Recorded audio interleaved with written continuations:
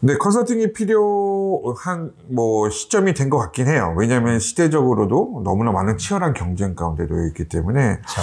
그러니까 컨설팅이라고 얘기해서 돈을 주고 하세요가 아니라 믿을 만한 분들, 교수님, 친구, 아니면 선배 이런 분들하고도 얘기를 나누면서 내가 잘하고 있는가? 내가 더 필요한 게 있지 않은가? 이렇게 얘기 나누는 건 반드시 필요한 것 같은데, 중요한 건 뭐냐면 요즘에 너나 나나 할 거 없이 다 하다 보니까 저학년들도 컨설팅에 대한 시작 시점을 언제로 봐야 되는지를 고민을 많이 하세요. 근데 실제적으로 보면 컨설팅이 필요한 아이, 지금 당장, 아니면 얘는 지금 공부를 해야 될 것 같아 라고 하는 것들로 좀 극명하게 갈리는 것 같아서, 저는 이제 원장님께서 그런 부분에 대해서 좀 이제 요런 것들을 이제 궁금해 할 그 어머님들, 부모님들한테 좀 이렇게 명확하게 선을 좀 그어주시는. 이거 제 그냥 의견이죠. 사실은 정답은 없지만, 제 생각에는 아이들이 이제 나는 너무 공부가 재밌어요 라고 하는 아이들은 굉장히 특히 적죠. 그래서 공부를 별로 딱히 잘하는 것 같지도 않고 별로 이렇게 재미없어 하는 학생들을 사실은 컨설팅 업체에서는 가장 좋아해요. 왜냐하면 공부 굳이 그렇게 다 오래 받고 4.0 안 하고 탑 성적 이렇게 안 해도 잘 갈 수 있는 방법 나는 아는데 그거 해줄 테니까 이걸로 대학 갈 수 있다. 이렇게 그게 가장 어떻게 보면은 템팅한, 가장 루크리티브한 그 부위입니다. 그래서 아마 생각을 해보시면 학생들이 8학년 때 아니면 9학년 때 나는 수학과 과학이 너무 재밌어가지고 이거 내년에 AP 스텝업 해가지고 더블업 해가지든지 이렇게 해가지고 하고 싶다라고 하는 학생들 별로 없거든요. 근데 그리고 8학년 같은 경우에는 점수로 평가받는 게 그다지 많지가 않아요. 무슨 SAT 시험을 그때 보는 것도 아니고. 그쵸. 그러니까는 컨설팅 업체에서는 가장 노리기 쉬운, 근데 이게 꼭 틀렸다는 얘기는 아니에요. 이제 그분에서 다음에 또 얘기를 말씀드리겠지만 그 시점에 하면 안 된다는 것은 아니에요. 다만 지금 원장님께서 말씀하신 것처럼 당장 어떤 프로젝트를 시작해가지고 어떤 특화된 아무도 안 하는 그런 쪽으로 가야 되는 학생들과 당장 지금 기본적인 학업 능력 자체가 너무 뒤처진다라는 학생은 완전히 다른 케이스거든요. 그러니까 모든 업체에서는 제가 보기에는 이 학생은 컨설팅 필요 없고 지금 일단 공부에 조금 더 심화할 필요가 있다라고 얘기하는 경우는 가시면은 한 1%도 안 되실 거예요. 대부분 다 지금 이걸 하시고 저희 관리해드리고 이런 쪽으로 해가지고 대학교를 이렇게 가자 이런 식으로 이제 보통 말씀을 하는데 그게 맞을 수도 있고 틀릴 수도 있겠지만 모든 사람에게 맞지는 않아요. 그건 분명할 것 같습니다. 일단은 이제 이런 식으로 이제 접근하는 경우도 있는 것 같아요. 어차피 그렇게 공부하는 방법들도 가르치면서 이렇게 지금 표현적으로 공부하는 것도 가르치면서 얘한테 필요한 활동들도 찾는 걸 같이 해야지 지금 같이 안 하면 늦습니다. 그렇죠. 그러니까 그게 말은 틀린 것 같지는 않아요. 근데 제가 봤을 때는 아이들이 일단은 어느 정도 자기의 아카데믹한 부분, 그러니까 학생으로서 기본적으로 해야 될 부분에 있어서 자기가 제대로 할 수 있는 능력을 갖추고 나서 그렇게 시작해도 좀 늦지는 않다라는 생각이 좀 들긴 해요. 11학년 때 와가지고 찾으면 그건 늦겠지만 제 생각에는 7학년, 8학년 이쯤에 그것을 예를 들어서 코딩을 당장 안 한다고 해가지고 저는 코딩 하는 거 좋다고 생각하지만 아이가 뒤처지고 영원히 따라하지 못한다. 그건 또 아닌 것 같고요. 제 생각에는 많은 업체들이 어머님들에게 이제 어필하는 게 두 가지인 것 같아요. 탐욕과 공포입니다.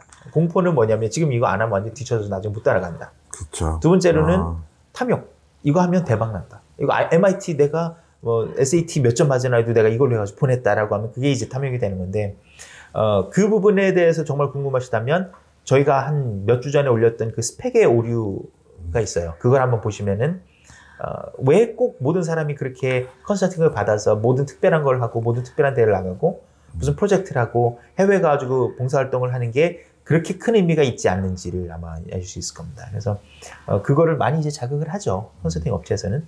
근데 말씀하신 것처럼 아마 지금 원장님께서 말씀하시는 것은 어떤 학생들은 컨설팅이라는 것이 필요한 것이 아니고 학업을 더 심화해가지고 기본 단계에서 해야 될 학생들이 있다는 그 말씀을 드리는 거예요. 근데 제가 만났던 학생들의 대다수는요. 정말 대다수의 학생들은 학교에서 나오는 숙제를 정확하게 하지 못하는 케이스가 더 많아요. 그렇죠. 그러니까 겨우겨우 A를 맞는 케이스들이 많은 거죠. 그리고 실제적으로 A를 잘 맞고 이런 아이들은 학원을 잘 안 오는 것 같아요. 그냥 집에서 그냥 혼자서 그렇겠죠. 하고 그러다 보니까 간간히 A를 받고 간간히 B 플러스 받는 아이들한테 지금부터 컨설팅을 해야 된다. 이거는 제가 봤을 때는 부모님들한테도 정확하게 말씀드리지만 개념적으로 잘못된 것 같아요. 지금은 이 친구가 공부하는 습관, 자세, 왜 해야 되는지 이런 것들이 그거는 정확하게 좀 잡혀야 될 필요가 제가 있어요. 지금 너무 공감을 하는데 제가 학생들한테 무슨 얘기를 가끔 하냐면 너희들이 이 학원에 와가지고 수업을 들으면서 얻어가는 것은 공부를 하는 것 자체가 아니고 공부하는 법을 공부하는 거다 이런 얘기를 하거든요. 근데 자기 관리라든지 아니면 나는 싫지만 이걸 해내간다든지 아니면 공부하는 자세, 자기를 어떤 컨트롤하는 능력 이게 더 중요한 거고 정말 전 공감 많이 가는 것 같아요. 그 부분이.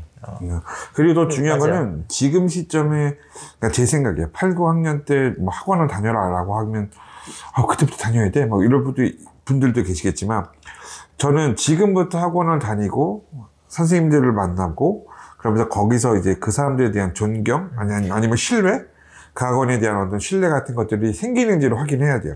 왜냐면 그 학원에서 그렇게 연결돼서 컨설팅 하는 게 더 맞을 수도 있어요. 그러니까 가르치는 사람들의 자세나 학원의 자세나 이런 분들의 마음이 얘를 가지고 내가 얼마를 뽑아먹겠다 이런 자세가 아니라 얘네들에게 교육적으로 얼마나 노력하고 헌신하고 또 관심을 갖는지를 느끼게 되거든요. 제 생각에는 지금 이수지 원장님 본인 PR 하시는 것 같은데 그렇죠. 이수지 원장님의 가장 큰 장점이라서 아마 그렇게 네. 그 부분이 중요하다고 생각을 더 하시겠죠. 근데 정말 좋은 장점이죠. 말씀하신 것처럼 어떤 학생과 강사 혹은 뭐 원장님과의 어떤 그 라포르 유대관계 라포르트를 형성하는 거는 굉장히 중요한 것 같아요. 뭐 컨설팅 학원 말건 제가 무슨 말씀을 드리려고 했었는데 지금 갑자기 또 까먹었네요. 근데 또 얘기하다 보면 네.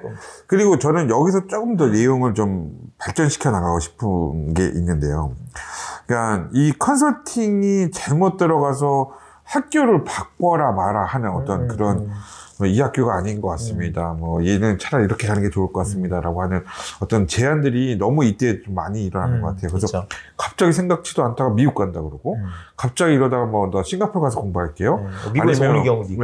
아이비를 할게요, 뭐를 할게요 이런 경우들이 많이 나오더라고요. 그래서 저는 이런 부분의 어떤 컨설팅이 되게 중요한데 너무나 어떤 자기의 그 학원 아니면 자기가 어떤 담당하는 지역에 대한 어떤 그 전문성 이런 것들 때문에 잘못 이렇게 인도되어지는 경우들이 되게 많은 것 같아요. 그렇죠. 그래서 조금 이런 부분일수록 조금은 되게 생각을 좀 많이 해야 되는 타이밍이 한 것 같아요. 맞아요.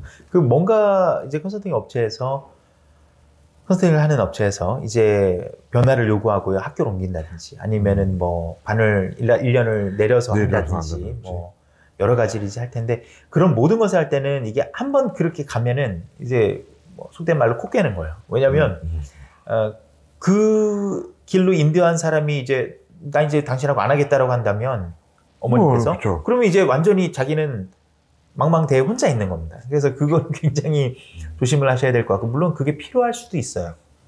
뭐 어떤 사고를 친다든지 아니면 학교랑 너무 안 맞는다든지 아니면 이미 그 학교에서 기록이 너무 안 좋든지 성적이 안 좋아서 한번 뭐 세탁을 해야 되는 경우도 있겠지만 제가 보기에는 그런 업체들이 추천하는 거는 그거보다 훨씬 더 빈번하게 일어나니까 좀 조심을 해야 될.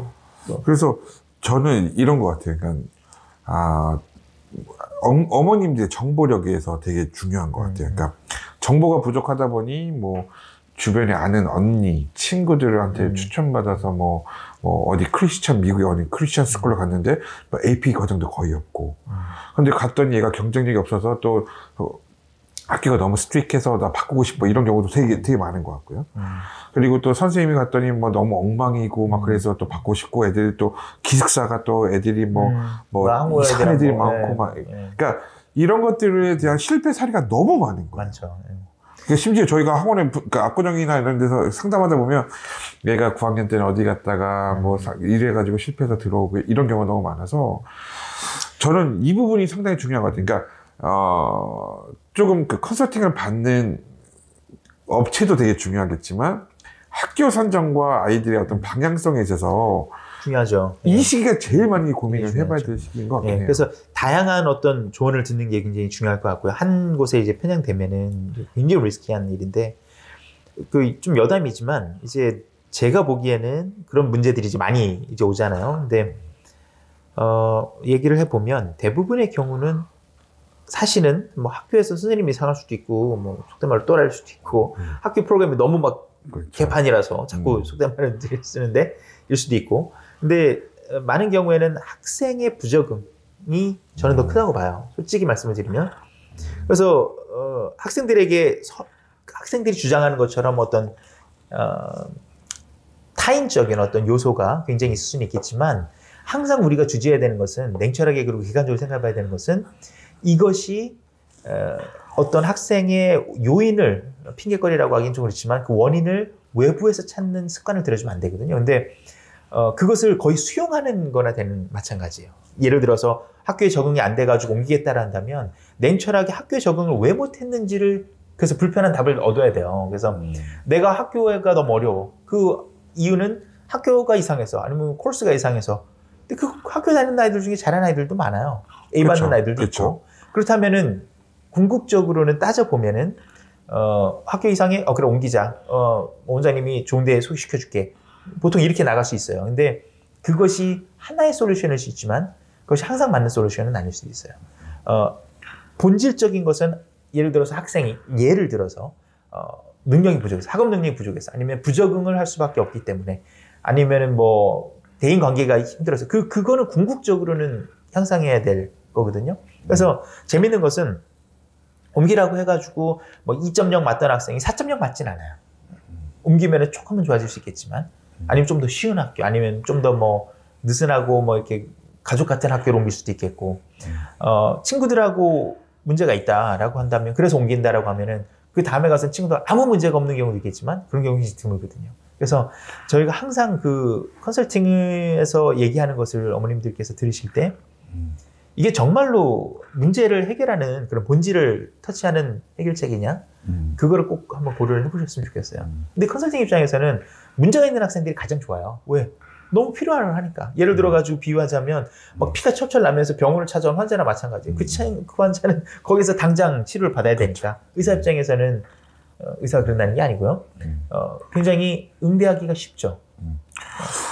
그래서 결국은 이제 컨설팅이 필요하다, 필요하지 않다, 뭐 이런 거 원론적인 얘기를 떠나서 저는 어느 정도 이제 도움이 필요한 건 맞는 것 같아요. 그러니까 근데 이게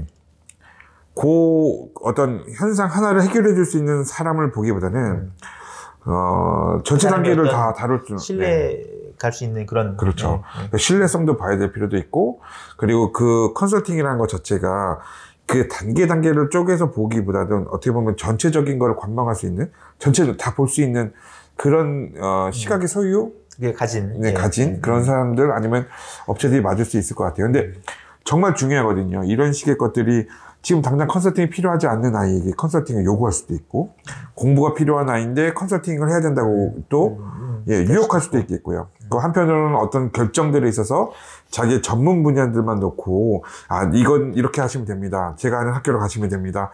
뭐 여러 가지 것들을 제안을 해가지고 실패된 사례들이 많기 때문에 컨설팅이라고 하는 부분은 좀 길게, 긴 인생의 텀을 갖고 멘토의 형식으로, 그러니까 좀 조언자, 그러니까 모티베이션을 줄 수 있는 사람을 찾는다는 생각으로 찾으시는 게 제가 봤을 때 맞는 것 같아요. 컨설팅 업체에 가서 우리의 지금 컨설팅 필요할까라고 하면 답은 언제나 네죠. 당연히 필요하고 지금 굉장히 중요한 시기다라고 100% 얘기합니다. 오히려 저는 이제 컨설팅 상담을 할 경우가 가끔 있는데, 주로 제가 안 하니까요. 근데 이제 얘기를 다 들어보면은, 굳이 지금 할 필요가 없다고 얘기하는 경우가 훨씬 많아요. 저는 하라고 하는 경우는 제 생각엔 한 10, 20%도 안 되는 것 같아요. 대신에 문제가 뭐고 이 부분을 해결해야 된다라고 뭐 다 아이디어를 드립니다. 하지만 이것을 굳이 1년에 몇백만 원씩 내고 컨설팅을 하느냐는 또 별개의 문제이기 때문에. 그렇죠. 생각을 합니다.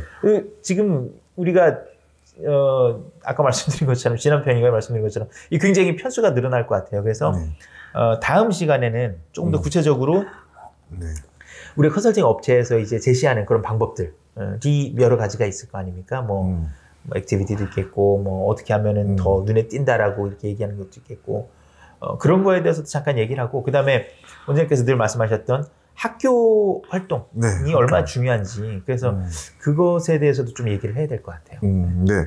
그러니까 학교 활동, 네, 요거는 한번 다시 한번 말씀 한번 나눠보시죠. 다음 편에서. 네, 다음 편에 뵙도록 하겠습니다.